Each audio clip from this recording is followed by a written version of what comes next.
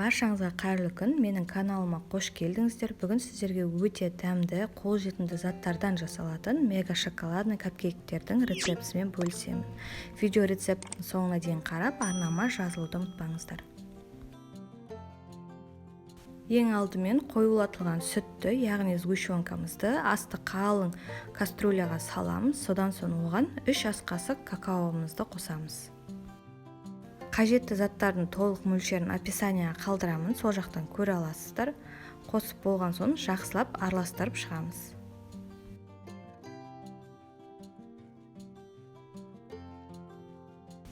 Жақсылап біркелкетіп араластырып болған соң орташа отқа қоямыз, және де міндетті түрде араластырып тұруымыз қажет, себебі біздің шоколадты креміміз күйіп кетуі мүмкін.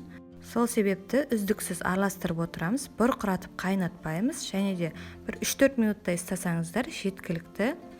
Содан соң бөлек ыдысқа құйып, бетін жауып, тоңазытқышқа салып қоямыз. Шоколадты массамыз сұйық болып көрінуі мүмкін, алайда тоңазытқышқа белгілі сағатқа қойғаннан кейін консистенциясы өзгереді. Міндетті түрде бетін контакт жабамыз, мешойкамызды тигізіп, содан соң тоңазытқышқа кемінде 3 сағатқа қойып қоямыз. Шоколадты массамыз тоңазытқышта тұрғанша капкейктерді дайындауға кірісеміз. Алдымен ұнымызды електен өткізіп аламыз. Содан соң оған ас содасы мен қопсытқышты, яғни разрыхителімізді қосамыз. Және де какао ұнтағын қосамыз. Какаоны міндетті түрде електен өткізуіміз қажет, себебі какаода түйіршіктер болады.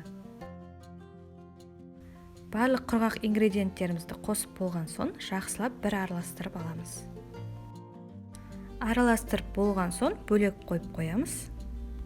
Және де бөлек ыдысқа жұмыртқамызды салып, оған шым-шым тұз саламыз. Мен 2 жұмыртқадан 30 дана капкейк жасаймын, бірақ описанияға 12 дана капкейктің рецептісін қалдырамын. Кішкене араластырғаннан кейін оған қантымызды қосамыз. Қантымызды видеодағыдай осылай себелеп қосамыз.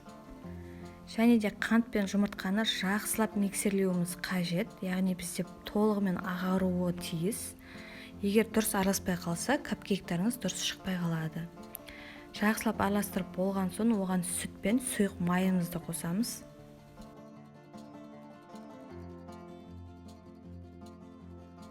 Және де барлығын жақсылап бір араластырып шығамыз. Араластырып болған соң оған бөлек алып қойған құрғақ ингредиенттерімізді қосамыз.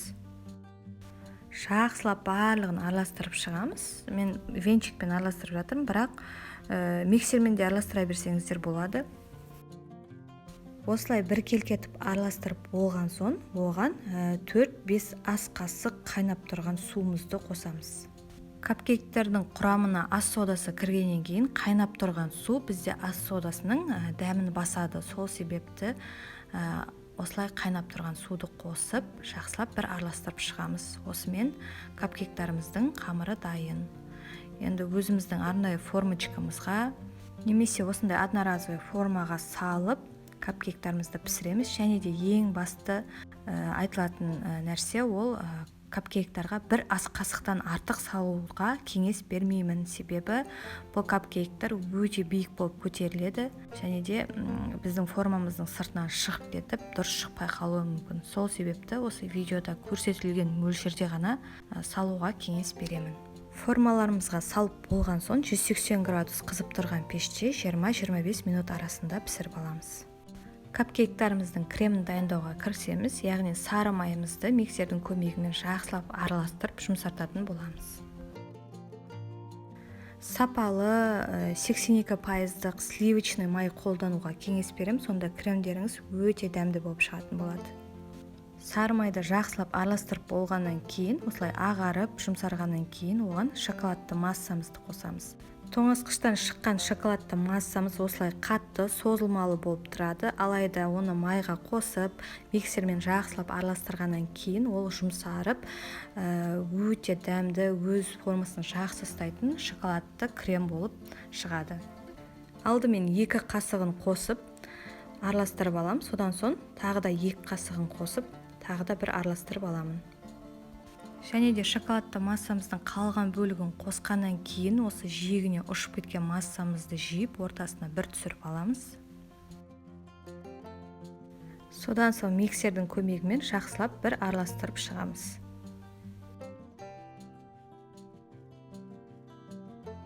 Осымен біздің шоколадты креміміз дайын. Өте дәмді, дәмі балмұздақ секілді.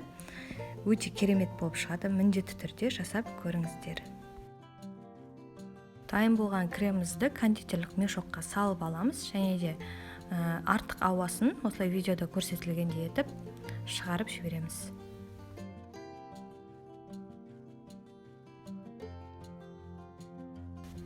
Капкейктарымызға кремімізді жағамыз. Міндетті түрде капкейктарымызды толығымен суытып алуымыз қажет. Және де осындай арнайы насадканың көмегімен осылай капкейктарымызды әсемдеп шығамыз. Егер бұндай насадка болмаған жағдайда лопатка немесе қасықтың көмегімен жағып шықсаңыздар болады.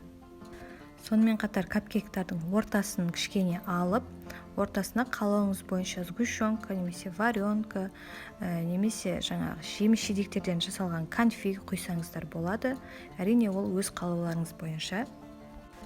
Ортасына қосымша салма қоспасаңыз да өте дәмді мега шоколадный болып шығады. Міндетті түрде жасап көріңіздер.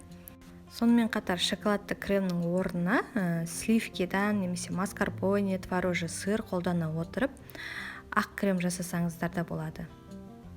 Осымен мега шоколадный капкейктарымыз дайын. Міндетті түрде жасап көріңіздер. Жасап жатсаңыздар комментариядан бөлісуді ұмытпаңыздар.